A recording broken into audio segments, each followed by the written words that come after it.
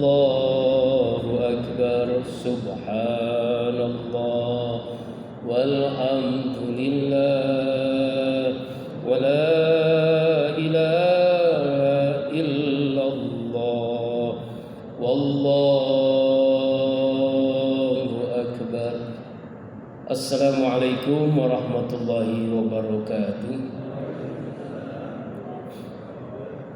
Amin ya Allah, hamdi wassailin. Subhanallah wa bihamdihi, subhanallahil azim, adada khalqihi wa ridha nafsihi wa zinata arsihi wa midada kalimati.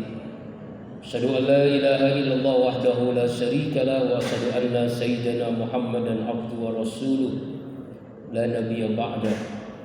Allahumma salli ala sayyidina wa maulana Muhammadin sallallahu alaihi wasallam, alaika ya Rasulullah, wa ala alihi wa ashabihi wa man tabi'ahu bi ihsan ila yaumiddin.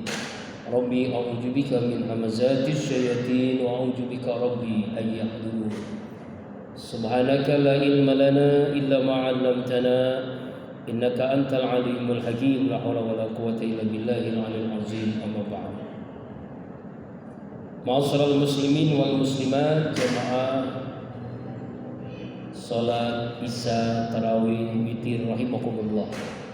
Alhamdulillah, Allah bahagiakan kita dengan karunia-Nya, hidayah inayah, kita bisa melaksanakan puasa di siang hari Ramadan, salat di masjid berjamaah di awal waktu. Semoga rangkaian ibadah kita di bulan Ramadan ini diterima oleh Allah Subhanahu wa taala. Amin. Salawat teriring salam selalu tercurahkan kepada junjungan alam baginda kita Rasulullah Muhammad sallallahu alaihi wasallam. Hikmah puasa. Pertama, puasa itu adalah ibadah sirriyah, ibadah yang tersembunyi, ibadah abstrak, ibadah yang hanya kita dan Allah saja yang tahu kita melaksanakan ibadah ini. Sehingga dalam hadis kursi Allah berfirman, as-saumul li wa ana azibi, puasa itu untukku dan akulah yang membalasnya. Artinya adalah ibadah ini Allah tidak menjelaskan berapa pahalanya. Berbeda dengan kita misalnya sholat berjamaah 27 kali lipat, kita melaksanakan infak, zakat 700 kali lipat. Tetapi ketika kita melaksanakan puasa, untukku, kata Allah, ibadah yang hanya kita dan Allah saja yang tahu, melahirkan etika otonom, keikhlasan dalam ibadah. Wa ma umiru illa liya'budullaha mukhlishina lahuddin. Tidaklah Aku perintahkan dalam melaksanakan agama kecuali ikhlas dalam melaksanakannya. Puncak tauhid seseorang adalah ikhlas. Setiap manusia rugi kecuali yang berilmu. Kulun nasi halka ilal alimun. Semua yang berilmu rugi kecuali yang beramal saleh. Wa qulul alimun illal amilun. Dan semua yang beramal saleh pun masih rugi, illal mukhlisun, kecuali hamba Allah yang ikhlas. Puasa melahirkan kita keikhlasan. Ibadah yang lain biasanya kelihatan kita untuk melaksanakannya. Salat bisa dilihat, mudah terjangkit penyakit riya, sum'ah. Zakat, infak, sedekah bisa terlihat, bisa. Apalagi ibadah haji, ibadah umrah. Tapi ibadah puasa hanya kita dan Allah saja yang tahu. Orang lain bisa kita bohongi. Istri kita, suami kita, anak kita, tetangga kita. Ketika kita sholat zuhur siang hari Ramadan misalnya, kita berwudu. Ketika berwudu, kita berkumur-kumur. Berkumur-kumur itu 3 kali kita memasukkan air ke mulut. Hanya 2 yang dikeluarkan misalnya. Jangankan satpam, jangankan petugas masjid, jangankan orang lain, yang di samping kita tidak tahu kita sudah membatalkan puasa. Ibadah sirriyah. Ibadah hanya yang kita dan Allah saja. Ikhlas itu ada 3. Pertama, ikhlas niat. Innamal a'malu binniyat. Luruskan niat dalam ibadah. Yang kedua, ikhlas amal. Ikhlas amal itu hilang penyakit riya, sum'ah, ujub. Yang terakhir, ikhlas hasil khalas.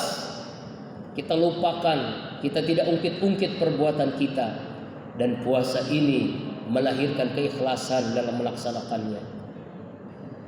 Yang kedua, hikmah puasa, kita dilaparkan, kita dihauskan jasmani kita. Tapi jamaah rahimakumullah, kita sedang dikenyangkan rohani kita. Lapar haus jasmani, rohani dikenyangkan. Apa yang terjadi? Rohani menguasai jasmani kita. Kerohanian jasmani. Iman menguasai nafsu kita. Pengimanan nafsu. Hikmah yang luar biasa dari puasa yang kita laksanakan. Iman menjadi imam, pemimpin. Nafsu menjadi makmum, mengikuti iman. Rohani menguasai jasmani.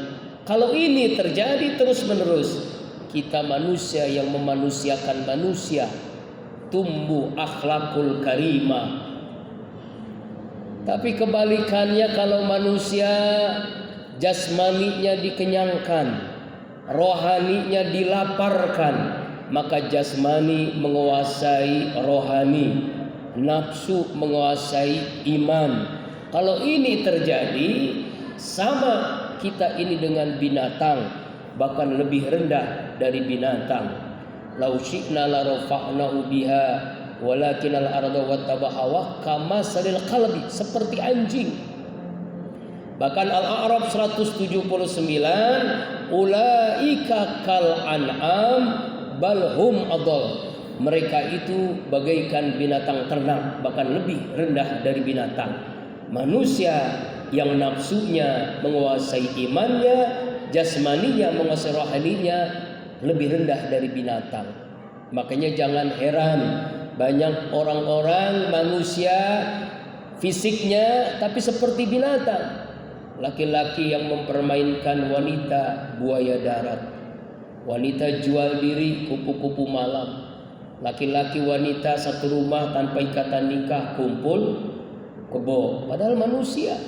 Kenapa bisa begitu? Karena tidak puasa, karena nafsunya mengendalikan dirinya, mengendalikan imannya, jasmaninya dikenyangkan, rohaninya dilaparkan. Kita puasa, alhamdulillah Allah karuniakan kepada kita bagaimana jasmani ini dilaparkan, dihauskan, tapi kita sedang dikenyangkan rohani kita. Ma'asyiral muslimin wal muslimat, jamaah rahimakumullah. Hikmah yang ketiga, dengan puasa kita jadi sehat. Rasulullah bersabda, sumu tasihu, puasalah kamu akan sehat. Jadi kita tidak pernah mendengar berita, misalnya berita utama hari ini orang-orang Islam seluruh dunia mati karena puasa. Nggak pernah dengar. Yang ada karena kelaparan, karena musibah. Nggak pernah. Kenapa? Karena puasa itu detoksifikasi racun-racun dalam diri kita. Mungkin ibarat mesin motor, mobil diistirahatkan selama 1 bulan. Bayangkan kalau kita punya motor, punya mobil, punya mesin apapun, bekerja terus-menerus 24 jam, tidak ada hentinya. Lama-lama apa? Mesin rusak, turun mesin, nggak bisa dipakai. Dalam diri kita ini bekerja terus-menerus, usus, lambung bekerja terus-menerus. Allah sayang kepada kita. Allah ciptakan kita sesuai dengan fitrah manusia, diwajibkan bahasa wajib, bahasa sayang kita, bahasa sayang Allah kepada kita, agar kita menjadi orang yang sehat. Puasalah kamu akan sehat. Ada yang ngomong, Ustaz, kok saya habis puasa sakit? Bukan salah puasanya, salah makannya. Mungkin penggorengan dimakan. Nauzubillahi min dzalik. Yang berikutnya, hikmah puasa. Dengan puasa maka Allah karuniakan kepada kita kegembiraan yang tidak dimiliki oleh orang kecuali orang yang puasa. Dan kegembiraannya dua, di dunia dan di akhirat. Lisaim farhatani. Bagi orang yang berpuasa Allah berikan kegembiraan, kesenangan yang luar biasa. Dan ini khusus bagi orang yang puasa. Farhatun indal iftar, kegembiraan ketika berbuka puasa. Detik-detik menjelang maghrib berbuka puasa, gembira. Dan ini tidak bisa dengan bahasa akal, bahasa rasa, karena Allah yang memberikan itu kegembiraan yang luar biasa. Seteguk air, satu butir kurma menjadi nikmat karena gembira. Allah berikan itu kepada orang yang berpuasa. Dan kegembiraan puncaknya nanti di akhirat. Inna liqa'a rabbi, ketika berjumpa dengan Allah subhanahu wa ta'ala. Masuk surga nikmat. Berjumpa dengan Allah jauh lebih nikmat dibandingkan surga ciptaan Allah. Dan itu diberikan kepada orang yang berpuasa. Bukan hanya itu, di surga pun diberikan pintu khusus, babur royan, pintu royan, pintu yang hanya dimasuki oleh orang yang berpuasa, orang lain tidak. Semoga Allah semua memasukkan kita ke dalam pintu itu, amin ya Allah ya Rabbal Alamin. Kemudian berikutnya hikmah puasa, dengan berpuasa melatih kesabaran. Kita ketika berpuasa emosi meningkat karena lapar, karena haus siang hari. Ya, apa kata Rasulullah ketika ada orang mengajak berdebat, berkelahi, berantem dan sebagainya? Ini shaim, ini shaim, ini shaim. Saya sedang berpuasa. Saya sedang berpuasa. Ini apa maksud menahan? Tahan. Ada saatnya beduk maghrib berbunyi. Sabar. Sabar dalam taat. Sabar dalam menjauhi larangan Allah. Sabar dalam menghadapi masalah hidup, musibah, bencana, kesusahan, dan dilatih lewat puasa. Ini ibadah melatih kesabaran bagi kita. Allahu Akbar. Innallaha ma'as sabirin. Sesungguhnya Allah bersama orang-orang yang sabar. Bahkan dalam surah Az-Zumar ayat 10 Allah menyatakan, a'udzubillahi minasyaitonir rajim. Innama yuwaffas sabiruna ajrahum bighairi hisab. Sesungguhnya hamba-hamba Allah yang sabar Allah berikan pahala unlimited, pahala yang gak ada batasannya. Puasa melatih kesabaran. Ma'asyiral muslimin rahimakumullah. Terakhir, puasa dengan hikmah kita melaksanakan ibadah puasa, terjadi rasa empati, menjadi hamba Allah yang bukan hanya soleh ritual, tapi menjadikan kita hamba Allah soleh sosial. Kenapa? Merasakan lapar, haus, dahaga. Alhamdulillah kalau kita berpuasa, insya Allah semua kita untuk berbuka puasa sudah ada, untuk sahur sudah ada. Tapi coba kita renungkan, kita lihat saudara-saudara kita di Gaza, di Palestina, yang sekarang masih dibombardir oleh Zionis Israel laknatullah alaihim. Mereka berbuka puasa dengan rumput, dengan pakan makanan hewan seadanya, bahkan kadang-kadang tidak berbuka, yang penting bisa minum. Allah Akbar. Kalau kita, nah inilah ada rasa empati timbul karena merasakan orang yang lapar. Kita lapar, kita haus, hanya sampai maghrib, hanya sebulan. Orang lain setiap hari. Allahu Akbar. Akhirnya apa yang terjadi? Menjadi makhluk yang soleh sosial. Lewat ibadah ritual melahirkan soleh sosial. Orang yang bertakwa, la'allakum tattaqun, pribadi yang bertakwa adalah pribadi yang soleh ritual dan soleh sosial. Orang sulit masuk surga hanya ritualnya saja, tidak soleh sosialnya. Seperti dalam sebuah hadis, al-bakhil la yadkhulul jannah walau kana zahidan. Orang kikir, pelit tidak akan masuk surga meskipun ahli ibadah.